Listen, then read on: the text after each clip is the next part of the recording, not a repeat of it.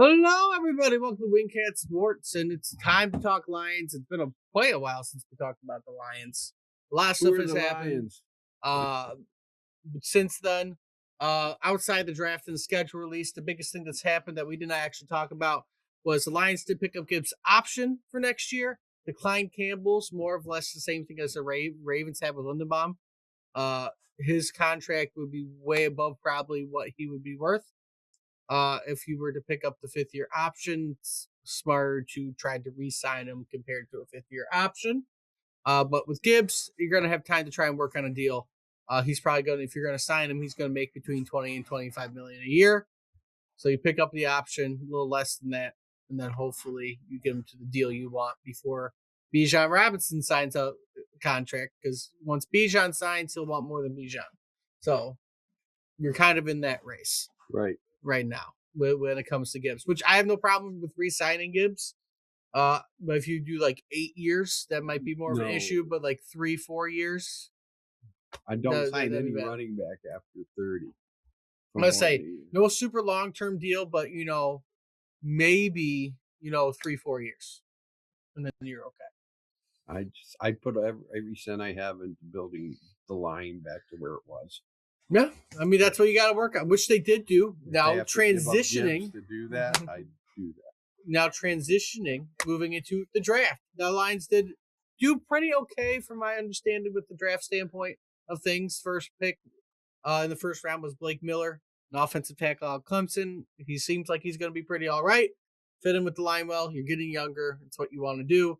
Everything else really stuck to defense besides the wide receiver we took in the 5th round.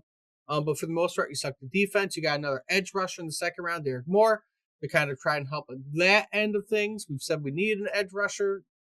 Holmes finally did it in the 2nd round this year. Took a linebacker, a couple defensive tackles, and then another edge in the final round.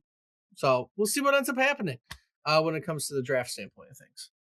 Yeah, I mean, like I said, I where they're drafting from and what picks. Realistically, I'm looking at maybe the top 4 picks. I'm hoping to get 3 starters out of that if possible. Your first 2 probably will end up being somewhat impactful starters to rotational pieces. Well, pretty people often. Are raving about the Keith Abney pick. They said that was maybe the best pick of our draft. Well, you don't have a corner, so he probably will actually get really some high on this guy. I guess he's got he's not very big, but he's a football player. You probably can get some stats real quick on what he did. Well, I did not hear. I heard he was like 5'9" or something. They were saying 6 foot here. 6 foot 190. Well, that's fantastic size, but I heard he was small, so I didn't. I'm not seeing any information is wrong. Oh, because it's the National Football League. I want his college stats. Let's get his college stats real quick. In general, he had 71 total tackles throughout his college career, 98 total, 1 sack, 2 forced fumbles, and 6 interceptions through.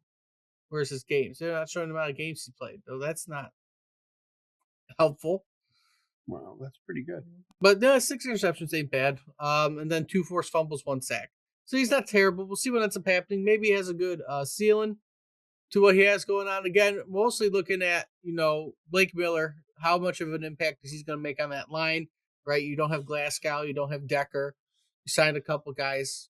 When we look at your depth chart now, they're saying, let's look at our depth chart just so we have a good idea. They're saying he will start at the right tackle. So right now you have left tackle Sewell, left guard Mahogany, center Mays, right guard Ratledge, and then right tackle Miller, which is a very young offensive line. Looking at that offensive line on paper, I'm going to say it's better than what they dealt with last year. It is. I would say that too. I think Cade Mays is at least a solid center. Maybe not an all-pro, but he's a solid center. Kate Ratledge, I expect to get better this year. And then you get Christian Mahogany. Again, you're looking at your backups. They have Shrugs as the backup to Mahogany. Sorsdal as the backup to Ratledge. Borum as the backup to Miller. And Manu. Colby Sorsdal is still on this team. Jeez. He is. He just didn't see the field. Giovanni Manu is still on this team? It'll be interesting what ends up happening. They're saying that right now Derek Moore will not start the season at right tack at right end, but we'll see what ends up happening. You got one over there Well, on the DJ right defensive Wonham's a end. solid veteran. He's So we'll see what ends up again. We'll see what ends up happening for at the least, like I said, I don't see our favorite guy on there, the constantly hurt. Now I forgot his name. Who's the freaking guy we every year he plays doesn't even play a game? Davenport. Davenport, He's that's not. right. He's He's not on not the even on team. the team, it looks like. They have McNeil and Anzuwarka as your starting tackle still, but again, we'll see what ends up happening. Camp will come around. They'll reevaluate. Yeah. They do all their stuff, and we'll see what ends up fully happening. I when it don't comes to I draft don't wise. understand some of these predictions I'm hearing from some pundits early on the there are people saying they're going to win third. They're not going to win. We're about to do that. We're about to go through the schedule, give our schedule prediction right now. We're about to do that. And again, on paper, this is a very favorable opponent schedule at the moment compared to last year. I don't know how you but that changes year to year because the teams we play suck. There's a couple teams that suck, but most of the teams suck. No, they don't. New York Jets are good. Well, there's New Orleans Saints are good. There's three. Arizona good. There's three teams, and if you don't beat those three teams, Tennessee good. If they don't have at least 3 wins starting the first 5 games going into the bye, they better be 3-2 at least. Should be 4-1. But I'm just saying, I don't think this team is as good as people. This is how we're going to go about it, though. I'm fairly real. I'm kind of a little bit of the Debbie Downer mode right now, so my prediction might not be the greatest. But we're going to go game by game at the moment in the earliest prediction that we can right now. First off, versus New Orleans at home. New Orleans sucked last year. They really don't have a strong quarterback. Personally, I think you can start the year out with a win against New Orleans. No matter how bad the team might be for the year, I think you could start the year against New Orleans and win. Oh yeah, you have to almost. You have to. So I think that we don't like to say must wins the first game of the season or something, but you look at this, we have to win. You have to take advantage where you can take advantage when we can, because this is. I don't agree that this is an easy schedule. Because, well, no, I think how they laid it out, it's not as easy. Opponent-wise, you should be able to win a good amount of games, but how they scheduled it out, it might be more of a struggle. Right. But, so we agree we start out 1-0. And you got to understand, yes, but you also understand that first game, the same as the first game last year. We went in with a new line, new things, a lot of new players. So you don't know what we don't know yet. You don't know how they're going to. This is our too early prediction. Though. You don't know how they're going to be able to. That's a worrisome game. Moving on to game 2, you play Thursday night, the second week of the year. Your actual only Thursday night game the whole year. You don't play another Thursday the rest of the year besides Thanksgiving. Right. So, you lose in the Buffalo. I'm sorry. I don't think you're going to win. I think there's just going to be so much new stadium opening up. And so much excitement. Yeah. That's going to be very hard to overcome. It's a new stadium opening up, second game of the year, so you're still going to be a bit rusty. Josh Allen is a fantastic quarterback. He's probably going to run all over you in your defense, and you're probably going to get blown out. To be honest, that's a very you're probably going to get blown out. Again, as we get closer, we see how the first game goes. All that our minds will change, but at the moment, I don't see you having any chance of beating Buffalo at all. This was a game we thought we might go to, but I'm not going to spend $619 for the cheapest ticket to go to Buffalo. Not going to do it. To watch them get creamed. To watch them get creamed. Yeah. But anyway, I think we both agree starting 1-1. Next, should be pretty easy for you. You're playing the New York Jets. Oh right. Yeah, I mean that's a must. I'm out of the first. Yes, this extra few days of rest to play the New York Jets. Yeah, you're beating the Jets. Must win. So we're 2-1 probably you're right home. there. So next up at Carolina Sunday Night Football, potential another game we might go to. I don't know yet, but $99, not bad. October 4th, get a week. Sunday night, I think you could beat Carolina. You can beat Carolina. I think you can. Will you? I'm not so sure. But I'm going to put it down as a win. I think they will beat Carolina. All right, 3-1. We're both agreeing 3-1 here. Next, October 11th, regular 425 West Coast game at Arizona. Arizona, again, doesn't have a quarterback. Doesn't really have a great team at all. So at this point, you should be 4-1. Should be. Yes. Should be 4-1. We've been total agreement so far. Should be 4-1. Early bye week this year, week 6. Again, we haven't had I think I saw somewhere where we haven't had a past week 10 bye week since 2016. So you've had a early bye week for the past 10 years. And I don't like it. Coming I don't like out it now, at this all. might help you a little bit. Coming out of the bye week, you're playing Green Bay. Didn't But- help us last year. Didn't help playing us last year. Minnesota. Didn't help us Blew last that year. one. Um, Suckos. but you have a break before Green Bay. I don't think that matters. But I we're think playing you- Green Bay at home. Playing So Green Bay I at think home. you got to be good in your division. So I have to mark this as a win. If you want to make the playoffs, this is a game you got to have because you're going to have a hard time at the end of the year beating division. So you at least got to be 500 in the division. So I'm going to say this is a win. I mean, fair. I mean, Green Bay really hasn't improved themselves this offseason. So in general, my mindsets are probably going to split the division anyways. So I will give it to the Lions here because I don't think they're going to win at the end of the year. So Right. I'll give it to them here. So we're at 5-1 right now, which would be amazing if we are at 5-1 at this And point. Micah Parsons should be hurt by this time of the year. So He might just be coming back, no, which he's gonna- also he's gonna might get still hurt be an again. advantage. Next game, we got a week. You're going to play Minnesota, a 1:00 game. You play a lot of 1:00 games this year. Not many mid-afternoon games. So Minnesota, you should be able to beat Minnesota at home. I hope so. If not, you might be able to beat them again later at the year. Again, for my mindset, I think you're just going to split. So I'll have us win here just because we're at home. Probably lose to Minnesota later on. So what we're just I at agree. 6-1. I agree. This has got to be 6-1. We have to win.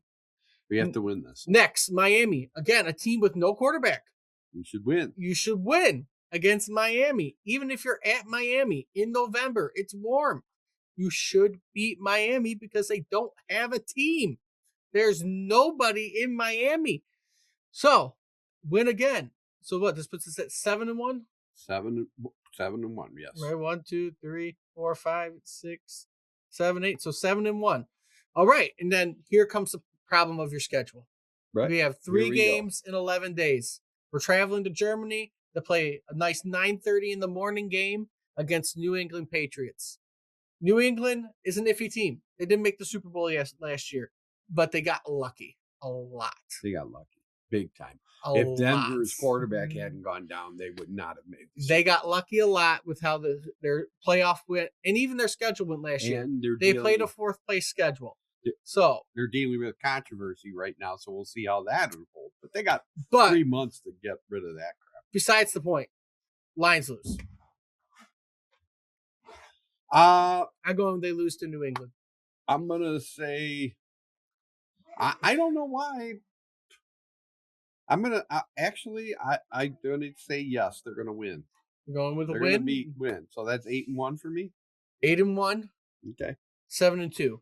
All right. They come back home the next week to play Tampa. They've played well against Tampa the past few years. This is probably where we'll get back to the right one. I think they beat Tampa at home. Yes, they don't get a bye week, but they played Tampa well. And again, the NFC South has really struggled. They struggled last year. I don't know how well they'll be good this year. So I am going to give them the win over Tampa just because they've had Tampa's number over the past few years. I'm gonna say this will be a loss. So we're back to I just 8-2. We're both at 8-2 now. 8-2 for me, right? Chicago the next week on Thanksgiving. Lions tradition will lose on Thanksgiving. Probably have a loss there. It's funny how we're agreeing with all this stuff because Chicago, I don't know if we've ever when was the last time we beat them on Thanksgiving? 2 years ago. We beat them 2 years ago. I think, didn't we beat them last year? No, No, we didn't beat not them on last year. Thanksgiving. Not on Thanksgiving. Beat them 2 years ago on Thanksgiving because that was the timeout fiasco and Caleb Williams. Oh, Completely that's messing up. right. Okay, yeah. But Well, like I said, I think Chicago. We swept Chicago. actually, I last think we'll year. get swept by Chicago this year with what my mindset goes with. But I still think you're going to lose to Chicago here on Thanksgiving. Yeah, I just have a bad feeling. You're gonna 8-3. lose. So we're both at 8-3. Going to Atlanta. Should beat Atlanta. I don't know what Atlanta's going to be like. Atlanta this year. sucks. Atlanta Besides sucks. Bijan. Well, then yeah, I'm going to say you have to win that game. So we're at 9-3. 9-3. We're at 9-3 right now. Okay. Should beat Tennessee. They're a nobody team still, so 10-3. 10-3. Week later at Minnesota. Again, this is where I say you're going to split your game. So I say you lose to Minnesota at Minnesota just because you beat them earlier in the year. You could be vice versa. I'm not even saying you're splitting the division, but I think you can split with Minnesota. So 9-4 is my prediction by week 15. I have to. This is a must win for me. If we're being correct right now and what the schedule is going to be, they have to win this game. So at that point, you're probably at a must win. Yeah, but I'm saying 9-4. 10-3. You're at 10-3. I'm at 9-4. I don't care if it's must wins or not. I'm saying what I think will happen. I'm saying 9-4. You're at 10-3. Next week against New York. New York is an up and coming team that might be very good next year. You're at home though on a Monday night. Extra day of rest. I think you can handle it. You get your 10 wins. It'll be 10-4 for that game. New York scares me, so I'm going to say that's a loss. 10-4. I think I messed up on my number somewhere. No, we're both the same. No, because there's only 2 games left. What? I messed up on my number somewhere. Huh. Regardless, you're losing the last 2 games. Either way. We think so too. We think the exact same You thing. ain't winning in the cold weather. Because I didn't talk to you about the schedule at all yesterday, and we seem like we're off regardless. Maybe a couple games we disagreed on. We were off on our numbers somewhere, but I don't think you're winning the last 2 games of the year. So we'll go through it real quick again. So I got 1, 2, 3, 4, 5, 6, 7, 8, 9, 10, 11. So my prediction's 11-6. My number was off somewhere. So we're both at 11-6 for this year. Yep, we both agree that 11-6 is the best they could do, I think.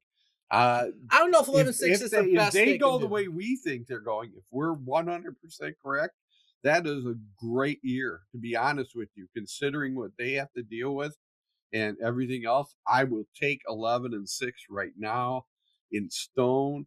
Whether it wins them the division or not, I don't know. I don't think that would win the division necessarily. I think it could be a year where the whole division might have double-digit wins. Because, again, at the moment on paper, strength of schedule, we have the easiest schedule. What was our record last year? 9-8. And there is no reason. We said that last year. They cannot give a reason why they weren't 11-6 last year. They should have beaten Minnesota at least once, and they should have probably should have. You could have won the division still last year, and they should have beat Pittsburgh. You should have, but if again, they had beaten Minnesota twice, like they should have, and beat Minnesota and Pittsburgh at home, they win the division. Win the division. And this year, they're going to make it difficult for the Lions to win the division because 3 out of your last 4 games are on the road against divisional opponents.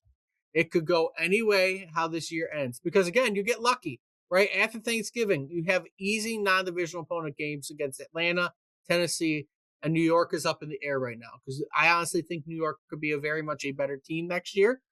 But you have Atlanta and Tennessee, 2 very easy games. Problem is Minnesota. At least it's indoors. You can play indoors again when you play New York. But you're playing Chicago on January 3rd. And you're either playing Green Bay on the 9th or the 10th. And it will be freezing cold both days. You might be playing in a snowstorm. Right. And Jared Goff is not going to play well in the snowstorm. And the Lions themselves are not going to play good in the snowstorm. You're probably going to drop your divisional games at the end of the year, probably fall out of, because you're probably going to be winning the division up until that Minnesota game. And then you're going to drop out into a wild card or miss the playoffs completely by that point of the year, which is a very negative thing to say. I know. But with how the NFC was last year, I don't know if 11 wins will be enough for you to make the playoffs. I don't care if it is or if it isn't. 11 wins is a good season. Oh, it's a good season. I don't care who this is. I don't care who you are. I don't care what season. 11 wins is a respectable, good season, whether it gets you in the playoffs or not. And if they do get 11 wins, I think that's amazing. I think that's truly, considering what they're dealing with and their team, I think it's truly that 11 wins would be gold. Yeah, there's a lot of bumps in the road in the schedule. If you have the same injury problems you've had the past couple of years, it's going to affect how this schedule goes. But again, on paper, you have favorable games in certain times, but then they stack them up and make it a little bit more difficult. So we'll see what ends up happening. It could go literally either way this year. You could be last place again and win 6 games, which would be a terrible season. Heads might roll in that situation. Or you take advantage. Somehow you surprise Buffalo on a short week and you win in Buffalo and you start the year off 5-0. Somehow you surprise Green Bay and Chicago at the end of the year in the cold and you steal one of those 2 games and you end up winning 13 games somehow. I think the ceiling probably is about 13 with a couple lucky breaks. That would be that's again lucky breaks. If they got 113. I think I would be flabbergasted. 13 games is a lucky break, I think, because again, you could win a couple division games here or there. Maybe you surprise Buffalo or New England, in my opinion. I'm basically, when I look at this, I'm basically just picking as I feel what they need to do to make the playoffs. And that to me is exactly what 11-6, I think, is a realistic win total on the year. But again, where is the injury bug going to get you that has hurt you the past 2 seasons? Is it going to get you, because again, early bye week, are you going to get hit with all these injuries right after you go to Germany and then derail your season? Backing up Goff? Teddy Bridgewater. They got Teddy Bridgewater back? We got Teddy Bridgewater. Oh, my Lord. And I think this is Illinois' quarterback who we got. Altmaier. Yeah. Luke Altmaier. I think he was undrafted free agent we signed. So again, Goff goes down, your season's over, most likely. No offense to Teddy Bridgewater. That's true. But the season's over if he gets hurt. So, but we'll see what ends up happening. And we'll go take it day by day as the schedule goes. I won't be as active with the NFL season this year because I work Sundays, but I will still get my opinion out when I can about what's going on. If you like what you see, like, comment, subscribe. Let us know. What you think about the Lions season, the draft picks, all that stuff. Now we finally got to it.